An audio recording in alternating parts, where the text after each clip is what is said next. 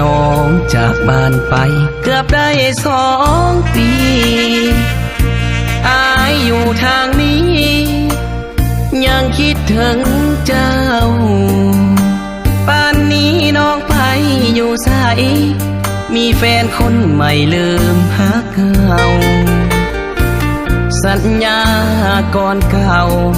เจ้านั้นลืมแล้วลืมไปอยู่เวียงจันทน์มองหันกลับมาได้อยู่เมืองฟ้าบ้านนาบ่จำบ่จือโทร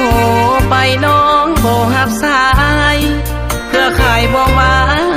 มือถือคนเขาลำเลอน้องคือทำได้ลงคอ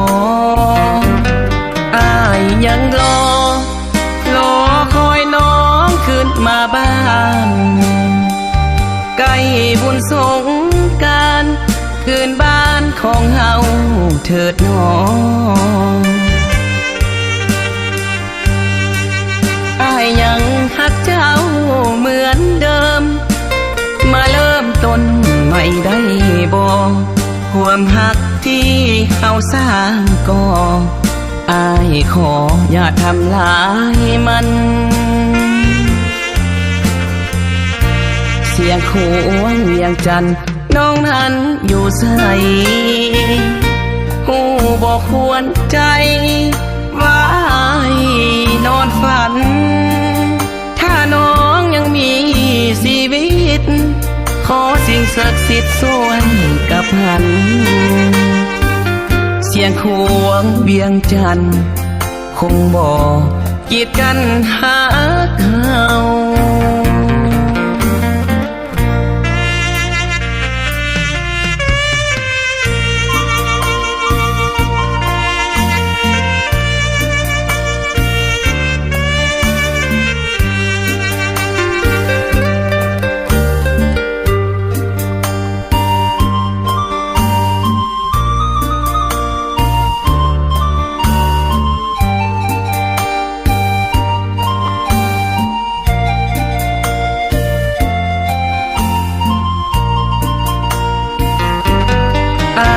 ยังรอคอยน้องขึ้นมาบ้า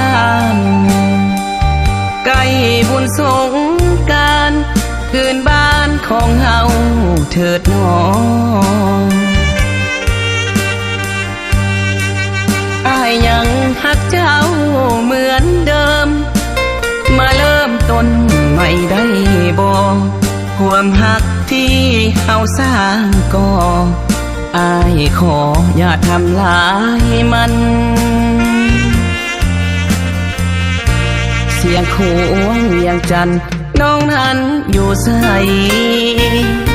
หูบอกควรใจว่าอนอนฝันถ้าน้องยังมีชีวิตขอสิ่งศักดิ์สิทธิ์ช่วยกับหันเสียงขวงเวียงจันทน์คงบอกกีดกันหาเขาจากปี